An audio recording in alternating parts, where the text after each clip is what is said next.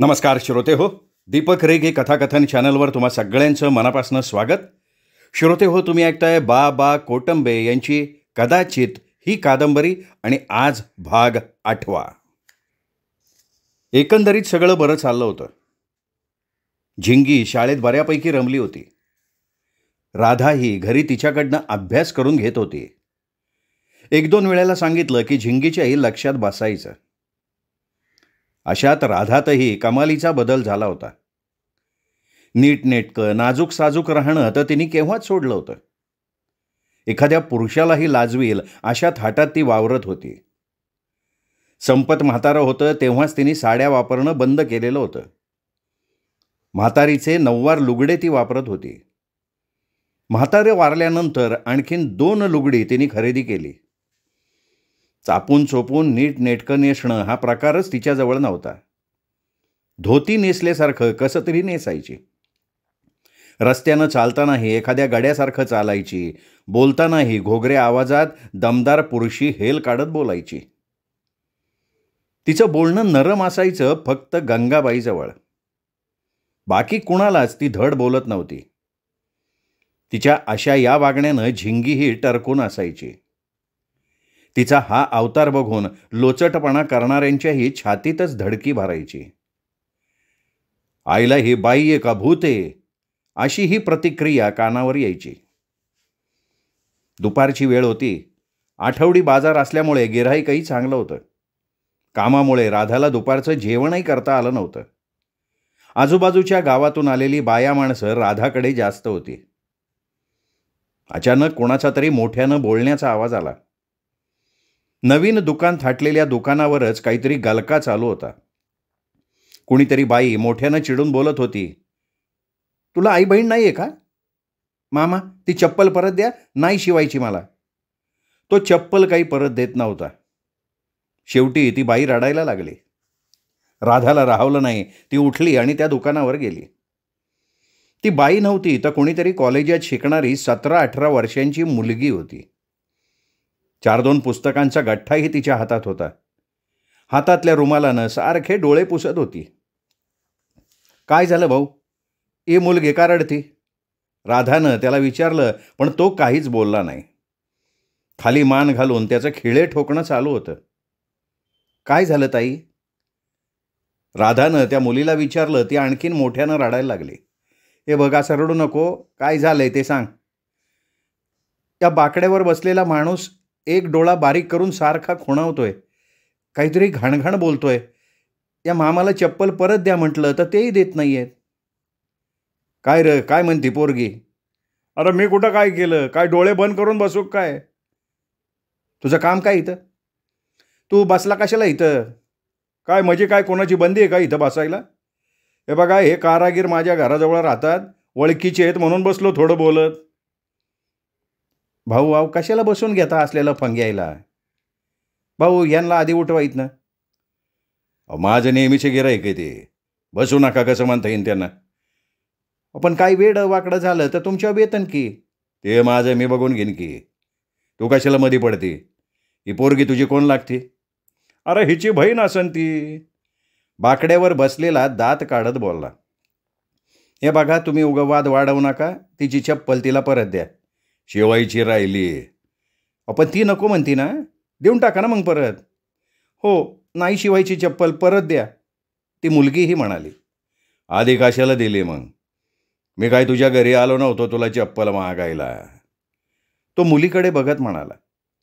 राधानं दोघांकडेही निरखून बघितलं. दोघांचेही डोळे तांबारलेले होते. यांनी दारू ढोसली आहे हे राधाच्या लक्षात आलं. तुला काय लाज लज्जा काय आहे का नाही? हे अरे, कोणाची लाज काढते तू? काय टावळकी केली मी? तुला काय केलंय का मी? राधाचं टाळकच सरकलं. तिथंच समोर पडलेली एक फाटकी चप्पल उचलली आणि बाकड्यावरच्याला ती धोपटायला लागली. आधीच प्यालेला, तिच्या अचानक केलेल्या हल्ल्यानं तो चांगलाच गोंधळला. खाली पडला. तो खाली पडला तरी लाथा चपलेनं राधा त्याला बुकलतच होती. राधाचा अवतार बघून कारागीरही घाबरला. मुलीची चप्पल त्याने तिच्या समोर टाकली. राधाने ती तिला देऊन टाकली. जाणारे येणारे राधाचा तो अवतार बघून थक्क झाले. तेवढ्यात तो तरुण कसाबसा उठला आणि पळायला लागला. काय झालं ताई? अहो बघा ना, उगा येणाऱ्या जाणाऱ्या पोरीबाळींची छेड काढायलेत आणि हे त्या लफंग्याला घेऊन बसायलेत. होय, हाणं याला धरून. एक दोन तरुण पुढं सरकले. नाही नका मारू नका, झालं ते पुष्कळ झालं, पुन्हा नाही तसं करणार हे. राधा मध्ये पडली आणि जमलेली एक एक माणसं पांगायला लागली. त्या माणसानंही आपलं दुकान आवरायला सुरुवात केली. अगोदर बाकडं कुठेतरी ठेवून आला, मग आपल्या सामानाची पोतडी काखेत मारली आणि चालायला लागला. पुन्हा इकडे कधीच फिरकला नाही. झाल्या प्रकारानं राधाही थोडीशी अस्वस्थ झाली, पण लवकरच तो विषय डोक्यातनं गेला, कारण गिऱ्हाईक जास्त होतं. दिवस मावळेपर्यंत तिला मानही वर नाही करता आली. शेवटचं गिऱ्हाईक हातावेगळं होताच तिने सामान आवरायला सुरुवात केली. तरीही एक गिऱ्हाईक अंगठा तुटला म्हणून आलंच. अहो नाही हो, सगळं बंद केलं मी आता. बरं राहू द्या, उद्या घेईल शिवून. राधाला बरं वाटलं. परत कुठं सगळं काढायला लावतोय का काय असं तिला वाटत होतं. तिने पोतडी काखेत मारली आणि मंडीकडे चालायला लागली. आज लई वेळ थांबली माय? गंगाबाईने तिला विचारलं. गिऱ्हाईकच हाटाना, शेवटी एक दोघांना उद्या या म्हणून सांगितलं ना आले निघून. बघ, मी काय म्हणत होते, कोणत्याही धंद्याचं असंच असते. एखाद दिवशी काहीच नसते तर एखाद दिवशी 4 दिवसाचा धंदा होतोय. तुकडा खायला फुरसत नाही मिळत. नाही जेवले मी आज. ही बघ भाकर तशीची. मावशी, आज थोडी माझ्याकडून गडबड झाली. चुकला असेल तर माफ कर. आता आणखीन काय झालं बाया? तुला म्हणलं नव्हतं का तिथं आणखीन एखादं दुकान चालू केलंय म्हणून? त्याच्याजवळ एक लफंगा बसला होता. चप्पल शिवायला आलेल्या एका पोरीची त्यांनी छेड काढली. ती पोरगी लागली रडायला. ती एवढी रडती तरी कोणी काय म्हणना. मग मी मधी पडली तर मलाही तसंच काहीतरी बोलायला लागला. मग काढली चप्पल आणि धुतला आडवा पडूस तर. येणारे जाणारे माणसं जमायला लागले. मग कसा तोंड लपवत पळून गेला.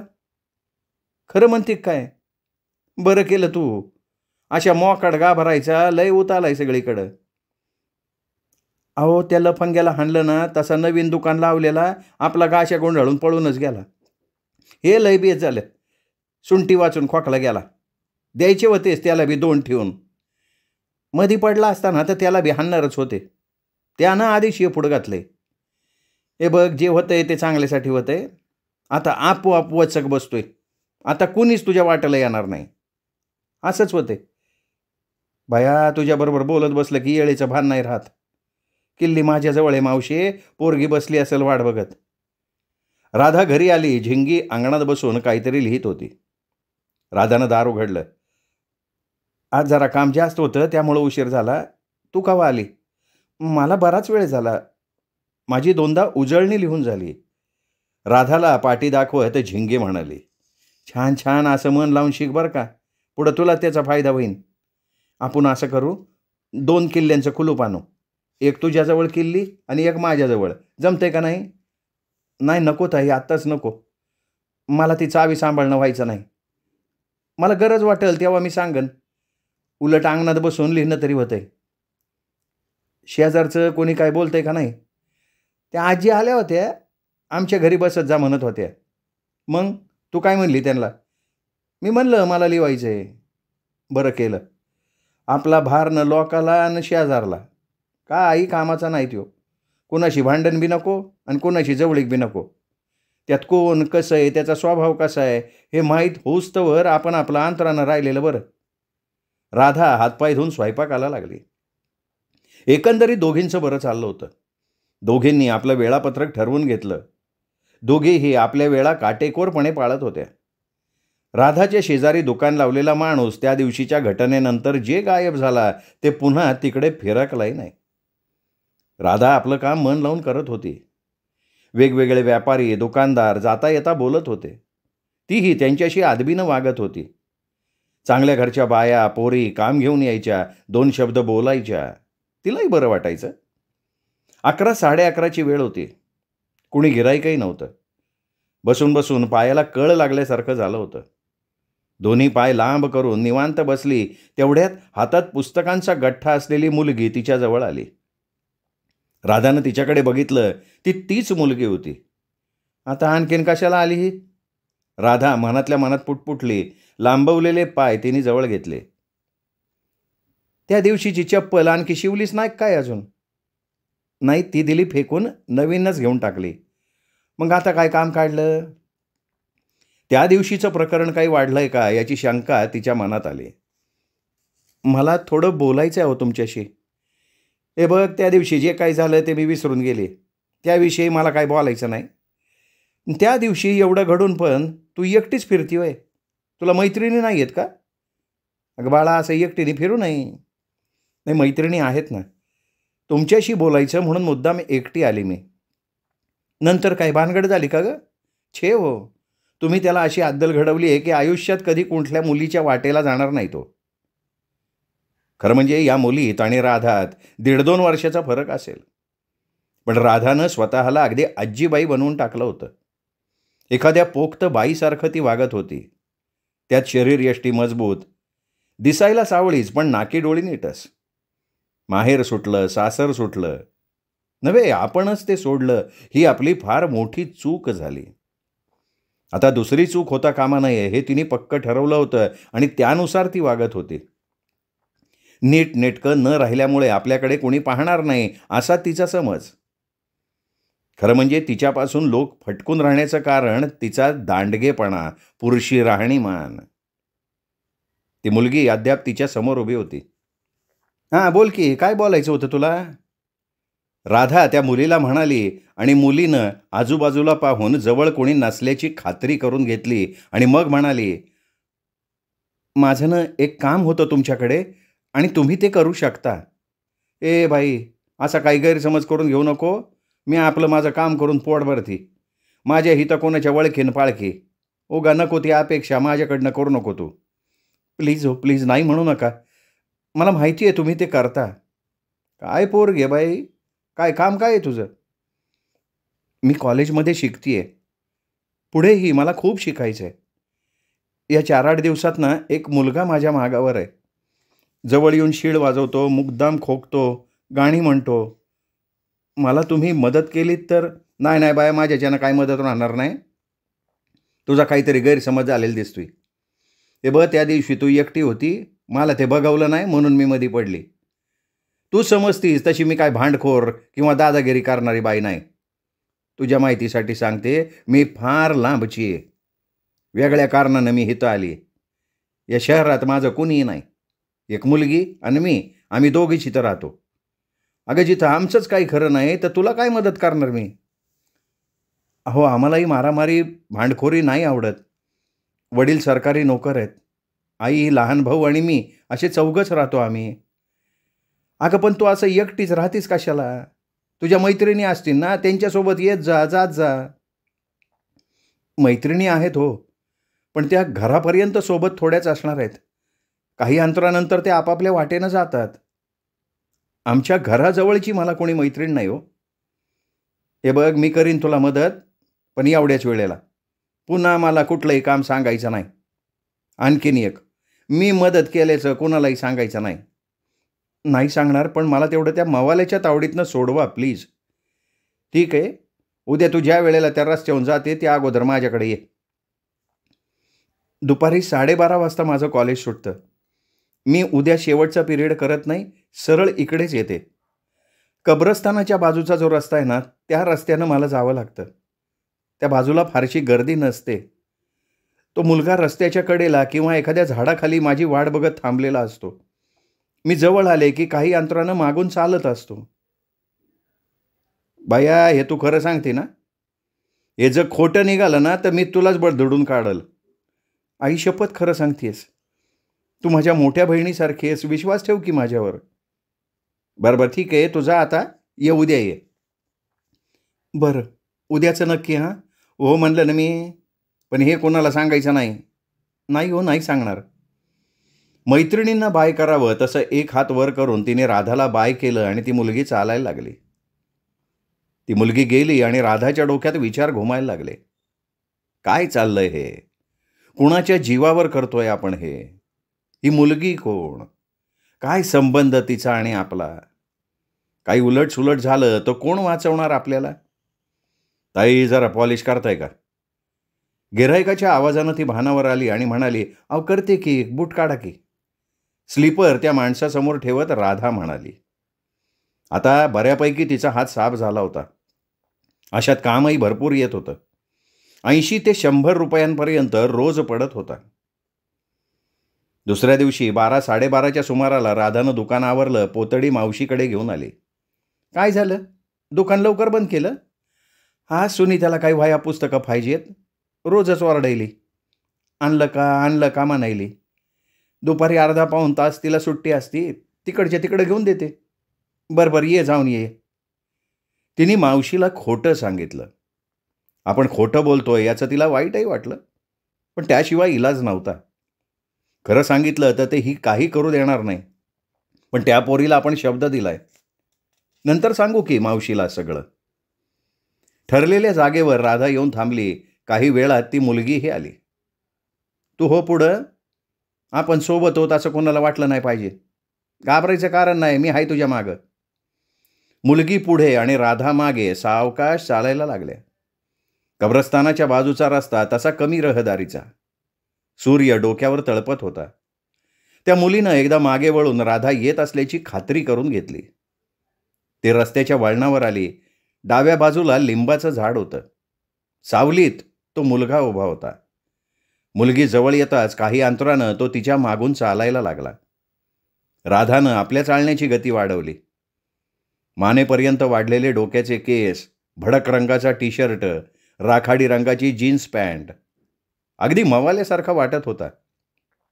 मुलीला उद्देशून त्याचं काहीतरी बडबडणं चालू होतं. अचानक ती मुलगी थांबली. काय रे, कोण तू? का मला रोज त्रास देतोयस? तसा तो गोंधळला, आजूबाजूला बघायला लागला. अरे कोण तू, बोल ना. माझ्या मागे कशासाठी लागलायस? काय मला ना थोडं बोलायचंय तुझ्याशी, तो चाचरत म्हणाला. मग बोल की, काय बोलायचंय? मागून राधानं त्याची मानगुटच पकडली. अचानक झालेल्या हल्ल्यानं तो चांगला गोंधळला. त्याला काय बोलावं ते सुचेना. तोपर्यंत राधानं त्याच्या 2-3 कानफाटात लावून दिल्या. तो निसटायचा प्रयत्न करत होता, पण राधानं त्याची कॉलर घट्ट पकडली होती. तू जाग बाया, तू कशाला थांबली इथं? मी बघती ह्याच्याकडं. हा प्रकार बघून रस्त्यानं जाणारे दोघं तिघं थांबले. रस्त्यानं जाणारे येणाऱ्या बाया पोरीची छेड काढतोय रे तू. अहो ताई, तुम्ही सोडा त्याला, आम्ही बघतो त्याच्याकडं. जमलेल्या दोघांनी त्याच्यावर झडप घातली. मग काय, जो मारणार नाही तो पापी म्हटल्यासारखे सगळे त्याच्यावर तुटून पडले. अरे बास करा, आता बास करा. अवघड जागे लागलं तर जाईल पुटकन मरून. त्याला पोलिसाच्या हवाली करा. मारणारे हात थांबले. या संधीचा त्यांनी फायदा घेतला. लोकांच्या तावडीतनं निसटला आणि जोरात पळायला लागला. लोकांनाही पोलीस बिलीस असली भानगड नकोच असते. राधालाही प्रकरण पुढे वाढवायचं नव्हतं. त्या मुलाला चांगली अद्दल घडली होती. जमलेले लोक पांगायला लागले. राधाही भाजी मंडीकडे चालायला लागली. परत तिने आपलं दुकान लावलं. जसं काही घडलंच नाही असं समजून तिने कामाला सुरुवात केली. दिवस जात होते. राधा ही आता बऱ्यापैकी शहरी वातावरणात रमली होती. दिवसा कामात कसा वेळ जायचा कळायचंच नाही. रात्री मात्र आई वडील गावाकडची आठवण यायची. सासर आणि नवऱ्याचाही अंदुकसा चेहरा नजरेसमोर तरळून जायचा. कधी कधी खूप उदास वाटायचं तिला. वाटायचं असंच जाणार का आपलं आयुष्य? पुन्हा कधी आईवडिलांची भेट होणारच नाही का? संपत मामासारखं आपणही असंच बेवारस मारणार? निदान संपत मामाच्या शेवटच्या काळात आपण तरी त्याच्यासोबत होतो. जसं जमेल तसं केलं सगळं त्याचं. आपल्या तर तेही नशिबात आहे का नाही कोणास ठाऊक. देव आहे का नाही ते माहीत नाही, परंतु संपत मामाच्या रूपात आपल्याला देवच भेटला. त्याच्यामुळेच आपण आज तग धरून आहोत. नंतर गंगा मावशी भेटली.